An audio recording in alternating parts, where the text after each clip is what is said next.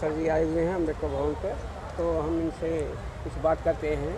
Sir जी अपना नाम और पहले बताइए। और मेरा नाम अरविंद कुमार गौतम है। मैं यूपी जनपद जौनपुर से हूँ। वजीरपुर इंडस एरिया में रहता हूँ। बचपन से बाबा साहब अम्बेडकर विचार मन से, खुले मन से आस्था रखता हूँ। यूपी में 2024 का पूरे देश में चुनाव है, लेकिन यूपी की क्या हाल है? हमारे वहाँ समाजवादी पार्टी भी है, बहुजन समाज पार्टी भी, और भी पार्टियाँ हैं, लेकिन स्थिति क्या रहेगी? क्या एक साथ रहेंगे या क्या ये आपस में बटे ही रहेंगे? मैं समझता हूँ कि आपका सवाल जायज़ है, बढ़िया है, प्रयास किया जा रहा है। मैंने पीछे बोला था, बताया था आपको कि जनता की मांग है कि समाजवादी पार्टी, बहुजन समाज पार्टी, कांग्रेस के लोग, कम्युनिज्म के लोग एक मंच पर हो जाएं। और जो नेता एक मंच पर नहीं हो रहा है, चाहे कोई नेता हो, मैं किसी नेता का नाम नहीं लेना चाहता हूँ, जनता की मांग है, जनता चाह रही है, वरना वो नेता जनता की मांग है, पब्लिक की मांग है, पर्सनल नहीं। एक मंच पर आने की।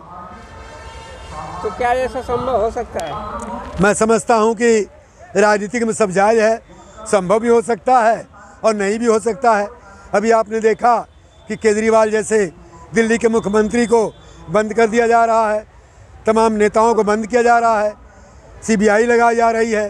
तो मैं समझता हूं कि हमारी बहन जी, देवी जी, हो सकता है उनको डर पैदा हो, लेकिन बहन जी को डर पैदा हो न हो, बहुजन समाज को डर नहीं है, अम्बेडकरवादियों को डर नहीं है। लेकिन सभी को चंदा मिला, सभी पार्टियों के, बहुजन समाज पार्टी को पैसा नहीं, चंदा मिला, लेकिन जो चंदा लिए उनको तो जेल में होना चाहिए ना। जो चंदा लिए हैं चाहे कोई भी हो, उनको, बड़ी पार्टी हो, छोटी हो, चाहे छोटी पार्टी बड़ी पार्टी हो, उनको हिसाब देना चाहिए, उनको बिल्कुल जेल में हो जाना चाहिए। समाज का पैसा कहाँ जा रहा है, बिल्कुल होना चाहिए। समाज का तो हिसाब देना होगा, बिल्कुल समझ देना पड़ेगा, पाई पाई, रत्ती रत्ती। सत्ता में जो लोग बैठे हैं, सत्ता में जो लोग बैठे हैं, आज बहुजनों के ऊपर इल्जाम लगाते थे, आज दूध के धुले क्यों हैं? ऐसा है, जो सत्ता में बैठ जाता है तो मैं समझता हूँ कि वो लंबी चौड़ी बातें करता है। कभी का अपनी अपनी लेखनी है कि अगर शेर गधा का खाल पहन ले या गधा शेर की खाल पहन ले तो शेर नहीं हो जाता। तो सत्ता में जो लोग बैठे हैं वो शेर की खाल पहन के बैठे हैं, लेकिन शेर नहीं है। अगर शेर होते तो संविधान के दायरे में काम करते और चंदे का हिसाब खुले मैदान में देते। अभी आपने देखा मोदी की सरकार है, प्रेस कॉन्फ्रेंस कर ही नहीं रहे हैं, कभी आज तक कोई प्रेस कॉन्फ्रेंस किया ही नहीं उन्होंने। तो मन डर की है, बात करते थे, मन की बात करते थे, मन की बात करते हैं, वो अपनी मन की बात कर रहे हैं, लेकिन जनता के मन की बात नहीं कर रहे हैं। हम तो जनता के मन की बात कर रहे हैं कि जनता का मन कह रहा है कि गठबंधन होना चाहिए। यूपी जो पोजीशन है, मेरा अपना दावा है, चंदाखोरों को यहाँ छुट्टी होनी बिल्कुल बिल्कुल होनी चाहिए। वहाँ 80 सीटें हैं, आपकी सब मिला करके कम से कम कुछ नहीं तो 60 सीटें गठबंधन को आ रही हैं। तो समाज कर रहा है कि जो है कि कम से कम बहुजन समाज जीते। बिल्कुल बिल्कुल बिल्कुल, बहुजनों की सरकार आए, बहुजनों की सरकार आए और हिसाब किताब दे। बिल्कुल बिल्कुल हिसाब किताब दें, बाबा साहब संविधान बचे, ये सब लड़ाई चल रही है। तो संविधान कैसे बचाएंगे जब अगर हमारे लोग एक साथ नहीं रहेंगे?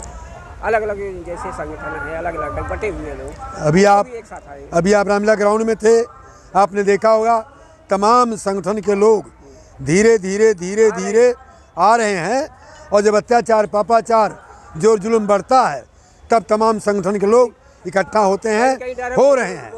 बिल्कुल बिल्कुल, इसमें कोई दो राय नहीं। मैं तो कह रहा हूँ गठबंधन से नहीं, बल्कि आम जनता से मोदी डर रहा है। अच्छा, क्यों डर रहा है? कि लोग धीरे धीरे जानकार होते जा रहे हैं, और आप जैसे पत्रकार लोग धज्जी उड़ा रहे हो, एक एक लाइन खींचते जा रहे हो, पर्दाफाश करते जा रहे हो। मीडिया तो खुलेआम प्रचार कर रही है। उनकी मीडिया खुलेआम प्रचार इसलिए कर रही है, उन्होंने मीडिया को खरीद रखा है, गिरवी बना रखा है, सीबीआई को गिरवी बना रखा है, तमाम लोगों को खरीद रखा है, नेताओं को खरीद रखा है, भय पैदा कर रखा है, डर पैदा कर रखा है। इसलिए जो है मीडिया वाले, मीडिया तो आप में भी है, मीडिया वाले आप में भी हैं, लेकिन आप में डर नहीं है। इसको तो नहीं मानते ना वो लोग। भाई वो न माने, जनता तो मान रही है ना, हम लोग मान रहे हैं, यही तो मैं कह रहा हूँ आपसे। वो माने न माने, वो तो संविधान को नहीं मानते, वो तो बाबा साहब को नहीं मानते, केवल बाबा साहब के चरणों में फूल चढ़ाते हैं, संविधान की बात करते हैं, मानते नहीं। अरे वो तो कहीं कहीं पैर भी धो लेते हैं, खाना भी खा लेते हैं लोग घर पर। समझे नहीं, पैर भी धो लेंगे, खाना भी खा लेंगे, बाबा साहब के मिशन की बात भी कर लेंगे, लेकिन जब अधिकार की बात आएगी तो अधिकार नहीं देंगे। शिक्षा को ख़त्म करते हैं, शिक्षा खत्म करते जा रहे हैं, क्योंकि उनको मालूम है शिक्षा वह शेरनी का दूध है, जो पिएगा दहाड़ेगा। इन्हें शिक्षा से रोका जाए। और इस समय इमरजेंसी लगी हुई है, कोई अगर आवाज़ उठा रहा है उसको तुरंत जेल। इमरजेंसी उन्होंने अपने मन से लगाया है, धारा 144 लगाया है। अभी मैं रास्ते में तमाम पुलिस वालों से पूछ रहा था कि तुम्हारा धारा 144 कहाँ गई? जब हमको आपने बंद किया था, जेल में हमको डाला था आपने, मेरा थाना में हमको डाला था, तो मेरा नारा था मोदी हमसे डरता है, पुलिस के आगे करता है।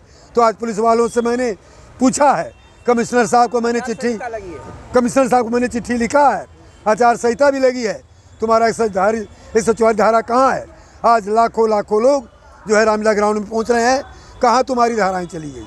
और ये गली गली के झंडे लगे, धार्मिक ये आचार संहिता का उल्लंघन नहीं है? बिल्कुल है, पूरा उल्लंघन है। हो रही है? बिल्कुल कुछ नहीं हो रहा जी, वो अपना काम कर रहे हैं, उनके लिए कुछ नहीं है। जो बहुजन समाज पार्टी की हाथी को ढक दिया गया था पन्नी से, लेकिन आज ये झंडे क्यों लहरा रहे हैं गली गली चौराहों रोडों पर? इस पर सवाल उठना चाहिए। बिल्कुल उठना चाहिए सवाल। और पत्रकार महोदय मैं तो ये कहूँगा, ये बेचारे का आखिरी झंडा है, ये बेचारे का आखिरी झंडा है। इसके बाद वो धार्मिक झंडा का भी बात नहीं करेगा नहीं। क्यों? अब तड़ी पार होने वाला है, इसलिए वो नहीं करेगा। और हम लोग उस झंडे डंडे की तरफ नहीं आ रहे हैं, हम लोग तो ये देख रहे हैं। आचार संहिता की बात हो रही है, आचार संहिता की बात है। इलेक्शन कमिश्नर गुलाम है, गुलामों का गुलाम है, कोई एक्शन ले ही नहीं रहा है। इलेक्शन लेगा तो उसको हटा के दूसरे को ला देंगे लोग, सत्ता में है। तो इसको कैसे ठीक किया जाए? लोकतंत्र में बड़े लोगों को ठीक किया है। लोकतंत्र में अभी लोकतंत्र का मामला चल रहा है, अभी सब लोग ठीक करेंगे 2024 का पासा पलटेगा। बिल्कुल पलटेगा जी, बिल्कुल विश्वास है। बिल्कुल विश्वास है। धन्यवाद आपको।